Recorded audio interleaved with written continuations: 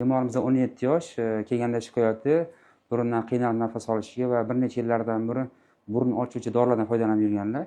Tekshirib ko'rganimizda burun to'sig'i ichkari qismi o'ng tarafga qiyshayganligi va burun chaqaloqlari kattalashib ketgani aniqlandi va biz bitta etapda burun chaqaloqni korreksiya qilish, ya'ni turbinoplastika va burun to'siqni to'lash operatsiyasini bajardik. Hozir qayta ko'rikka kelishdi. Olib tashladik splintlarni.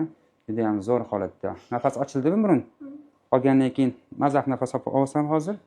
Yaxshi. Xudo xolasa bemorimiz xursand. Endi doridan umuman foydalanmaydi. Doridan umuman foydalanmaysiz, xo'pmi? Doridan mabodo burun bitib qolsa kelish kerak bo'ladi. Bilasiz? Sal burun bitishi mumkin, 4 kun, 5 kundan keyin o'sha payt kelsanglar, hozirlangan burun ochiladi yana, xo'pmi? Faqat doridan foydalanmanglar, bo'ldi.